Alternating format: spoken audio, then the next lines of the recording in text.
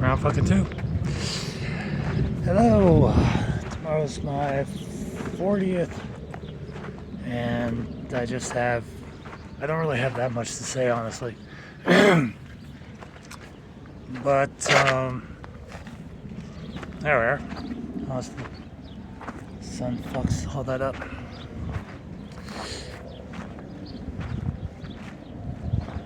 Fucking 40 years old, man. Jesus fucking Christ, that's a long ass time.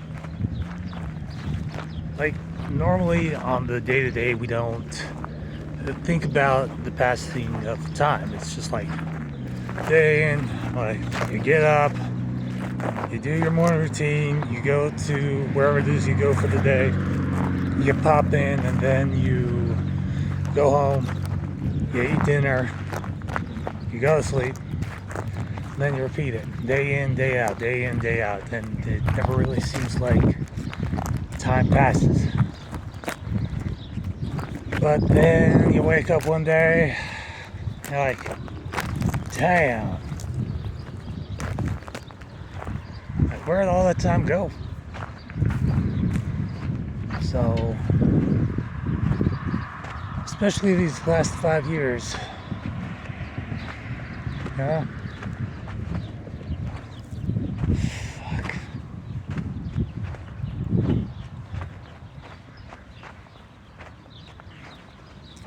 You know, I had some big, giant philosophical meandering thing to do, but I'll save that for the writing. Hey, what are you doing? What are you doing? What are you doing? Doesn't matter.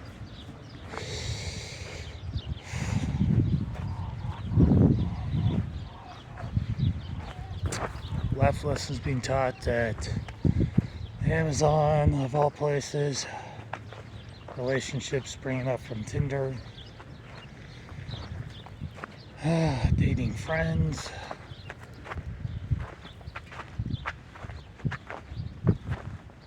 There isn't really much to say, and I feel like 40 there should be something to say, but there really isn't.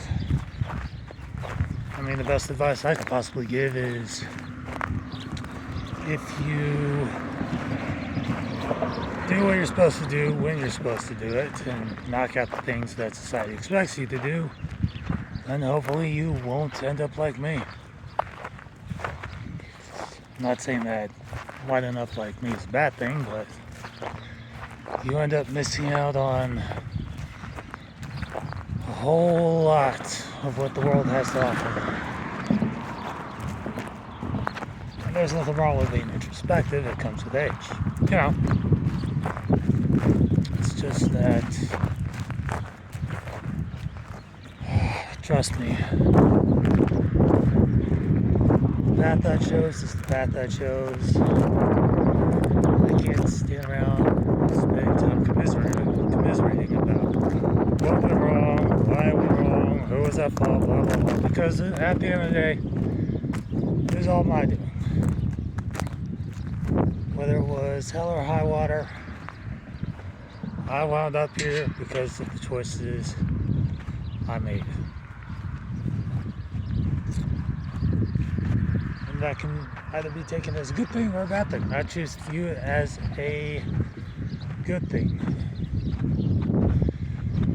Despite some of the difficulties I've had, despite some of the situations that have cropped up and fallen apart, I'm still here.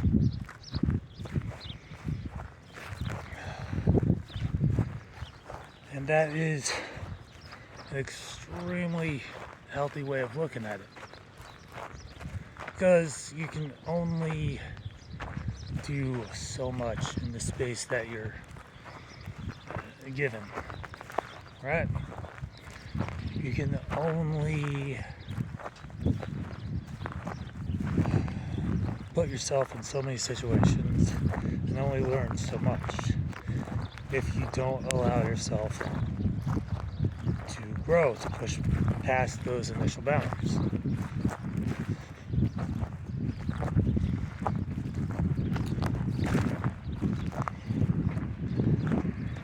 it's like, for me, there's still a lot that I don't allow myself to do. Mainly because of public health fears or anxieties or just even simple trauma.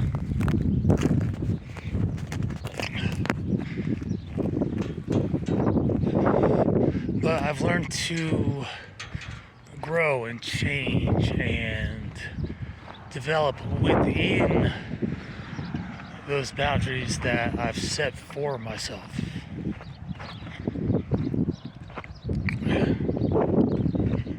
And in some cases that others have set for me. Because there are always going to be two types of folks out there. Those who are going to help you and those who are going to provide learning experiences to grow from. Now, I'm not saying that one's better than the other or one's worse than the other. You just have to figure out how to go about it.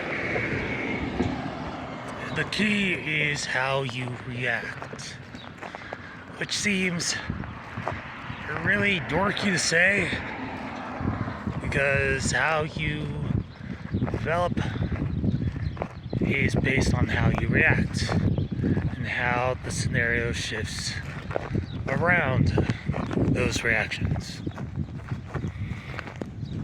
Now, in your teens, your ass is all about reacting to every stupid thing in the world. Because, you're trying to figure out your boundaries. You're trying to push yourself. You're trying to become stronger and kind of go against the grain. And if you find your groove, awesome, do it. Your early 20s is all about strengthening that resolve. Now that you've figured out your boundaries, it's all about focusing on your goals. Whether that's job, education, family, business, startup, art, music, whatever. You go for it. And for some, it leads to a life of crime, and for others, just another normal day in paradise. Your mid-20s are pretty much, standing up for those boundaries, pushing forward through adversity, settling down, trying to find someone to settle down with. Then, slowly but surely, you kind of push yourself in the direction that you want to go. Because it's not about being the best out there. The only one in competition with you is you. Because obviously you want to do better than you did the day before. Someone better answer that fucking UPS or FedEx truck. That has just left the package there. I'm like, fuck that.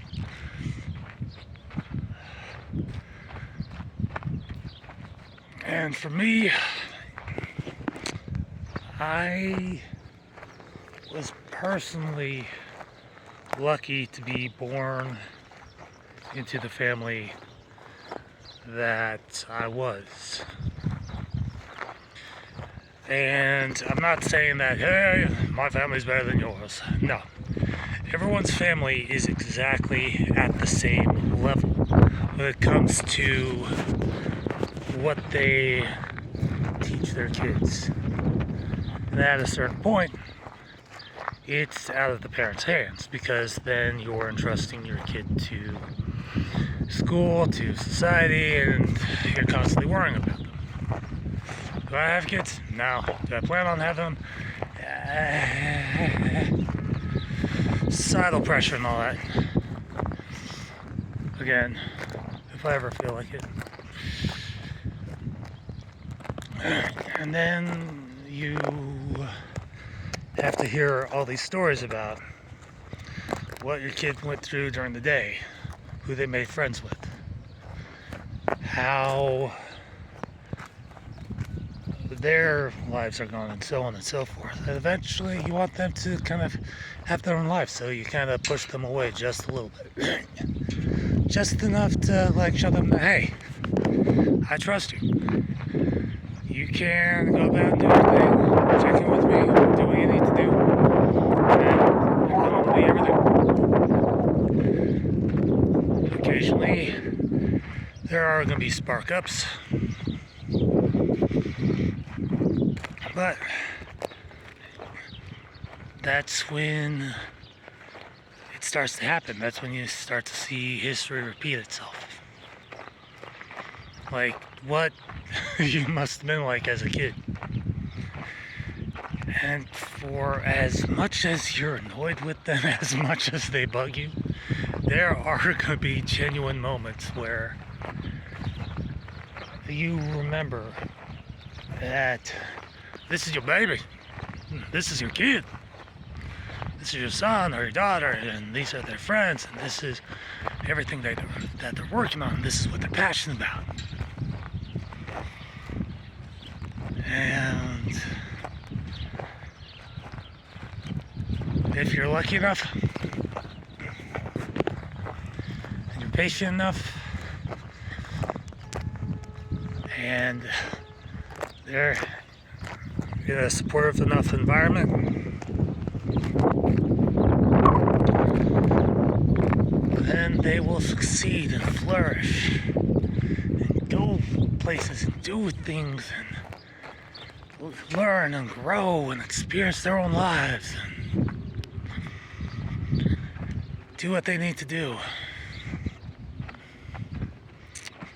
And so the cycle repeats. Let me tell you something. At now 40 years old, well, tomorrow anyways, with everything that I've been through, if I had to do it all over again, with the knowledge that I do, that I have, would I change a few things? Yeah, I would. I'd definitely change a few things. Because who wouldn't? You're not gonna be like, if I had to do it all over again, I would, and I wouldn't change a damn thing. Sir, ma'am, whatever. If I had the ability to go back in time and relive my whole entire life with my entire library of knowledge intact, from day one, you're damn Skippy, I would change a few things. Not the major things, just the small moments.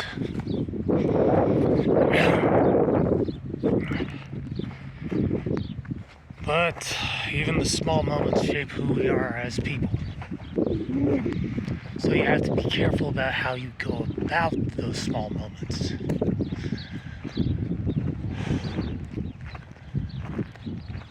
I feel like this is kind of a milestone for everyone.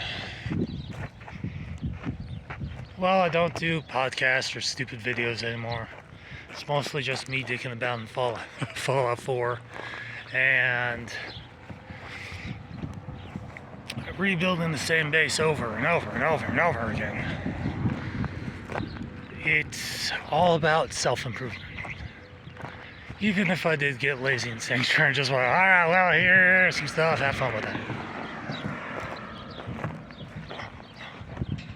As long as you're confident in your abilities, as long as you have a way forward, and as long as you are not blocking yourself, that's all that truly matters.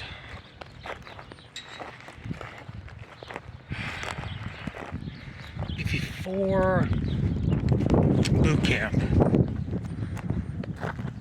before MEPS, for the debt program, I was a completely different person than I am today. I was arrogant, kind of an asshole, even more of an asshole than I am now. Spent most of my time arguing with people online about shit that never really mattered to begin with.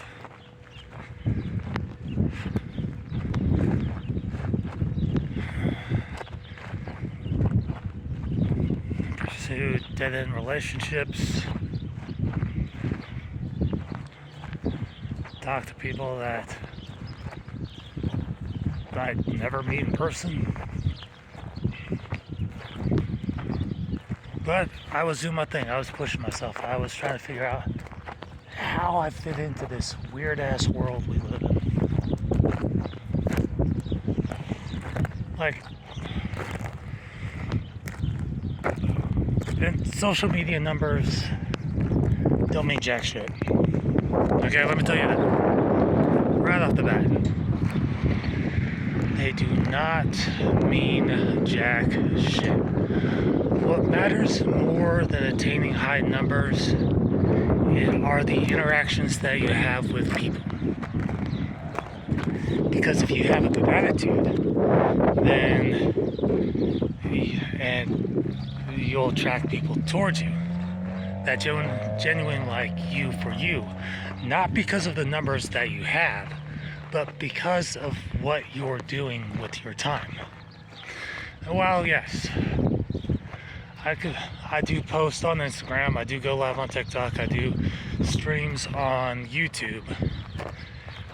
I'm not doing anything out of the ordinary. I'm not tagging my posts or spamming videos like I used to on Vine.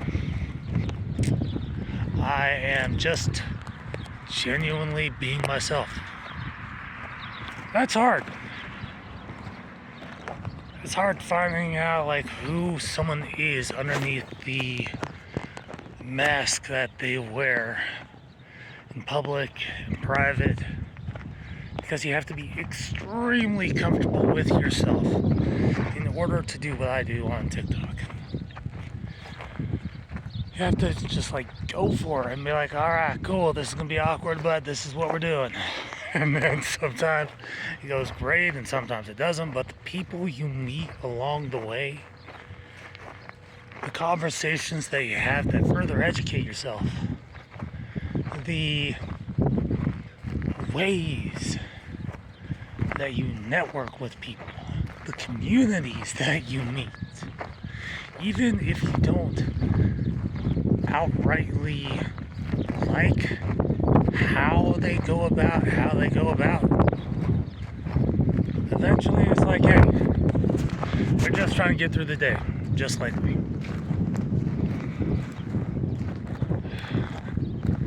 And yes, you can argue to the moon and back about unimportant shit like political party, religion, blah blah blah. Things that are inherently on the surface important to someone, but below the surface, at the heart, we're all human. We're all just trying to get through the day. Some people make a career out of bugging the crap out of people for no reason whatsoever, and they call that entertainment. Because that's what works for them. That's the only way that they can get people's attention. Others, they're gurus spouting off fountains of wisdom and information that they've learned throughout the ages. Others do whatever it is, as long as they're passionate about it. Who gives a shit? As long as it's not hurting themselves, as long as it's not hurting others, as long as it's not stealing, as long as it's healthy and promoting wellness and not any form of cruelty. But that's the weird thing about it, is that we have within our society two conflicting ideologies, right? Two conflicting ones. You have those that thrive on weird toxicity, and those who thrive on weird positivity. Because there's like a whole entire range. And you can sum it up however you want, wherever you want, whatever you want. But the truth of the matter is this. For every person that you will make happy with what you do, there will be someone who is just as equally unhappy by what you do. I've met my fair share of fun folk who are more or less just absolutely vehement about how I go about things with the readings. And then I have others who are absolutely enamored by it. I just kind of have to take everything with a pinch of salt. Like, for me, they are temporary presences within my life. And for them, I am a temporary presence within their life. How that first 5 seconds goes is crucial. First impressions are everything. They are everything. So if you're able to make a strong first impression, a good first impression, something that enamors someone, that lets them know that, hey, this person's alright, this person vibes, this person passed all the checks and balances that I've personally set up, this person is awesome. Then that's how you go about it. Because everyone wants love, everyone wants kindness, everyone wants money, wealth, power, blah, blah, blah, blah. I could go on about all that eat, pray, love for crap. But at the same time, you know, they just want what you want, right? You want to be treated with respect? They want to be treated with respect. People are more willing to have a diverse and amazingly intellectual conversation if you can, very, very simply put, and this goes back to exactly what I was saying at the beginning of this, control how you react. If you react negatively, they will react negatively back. If you react in a neutral and respectful manner, they will do the same thing. It all ties down to how you react. For the youngsters, y'all asses are fucking fire as fuck. You know you're invincible for the time being until the hand of reality smacks you down a bit, but enjoy yourselves. Okay? That's all.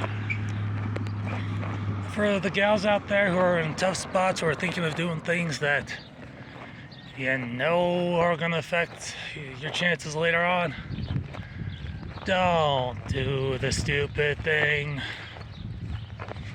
Might feel right in the moment, but later on, that shit's going to be brought up.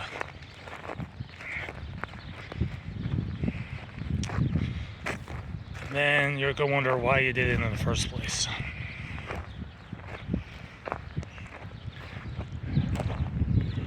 If you're proud of that and you can maintain that self-confidence that makes you happy, go for it. But at the same time, don't do the stupid thing. And you'll know what the stupid thing is the moment you start doing it. Alright, I've given myself enough of a sunburn. Time to